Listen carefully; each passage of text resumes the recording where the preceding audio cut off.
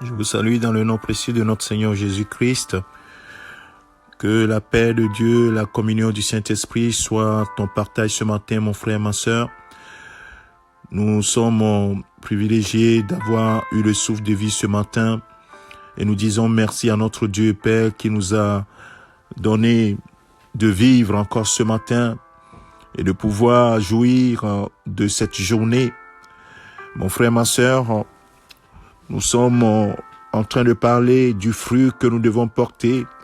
Le Seigneur Jésus a dit à ses disciples, si vous êtes attachés à moi et que si vous demeurez en moi, que mes paroles demeurent en vous, oui, vous porterez beaucoup de fruits. C'est ainsi que le Père sera glorifié. Bien-aimés de Dieu, nous parlons toujours du fruit que nous devons porter. Quel fruit portes-tu? Quel fruit portes-tu? Regarde un tout petit peu l'enseignement que le Seigneur Jésus-Christ va donner dans Matthieu chapitre 12, le verset 33.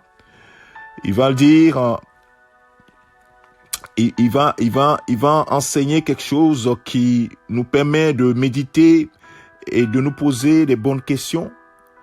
Il dit dans cet enseignement, dites que l'arbre est bon et que son fruit est bon. Ou bien dites que l'arbre est mauvais et que son fruit est mauvais. Car on reconnaît l'arbre à son fruit. Bien-aimé, on reconnaît l'arbre à son fruit. Et c'est pourquoi je te pose la question ce matin, quel est le fruit que tu portes? Est-ce que ces fruits, ce sont de bons fruits que tu portes? Il y a tellement de fruits qu'on peut porter, on peut aller dans les détails de cela, mais de façon générale, quel est le fruit que tu portes? Qu'est-ce que les gens voient que tu reflètes? Quel message tu reflètes?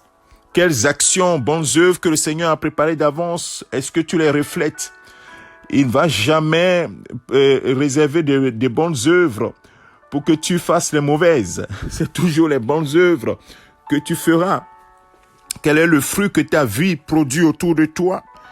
Est-ce que ta vie produit le fruit dont le Seigneur parle dans Matthieu chapitre 3 verset 8, des fruits dignes de la repentance, qu'on sache que tu n'es plus la même personne, que la personne qu'on connaissait avant est morte et que c'est Christ qui vit en elle maintenant?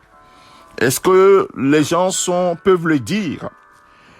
Alors le Seigneur Jésus-Christ va toujours continuer cet enseignement, mais cette fois-ci dans Matthieu chapitre 7, nous pouvons voir que de verset 18, il va encore insister là-dessus. Un bon arbre ne peut pas porter de mauvais fruits, ni un mauvais arbre porter de bons fruits.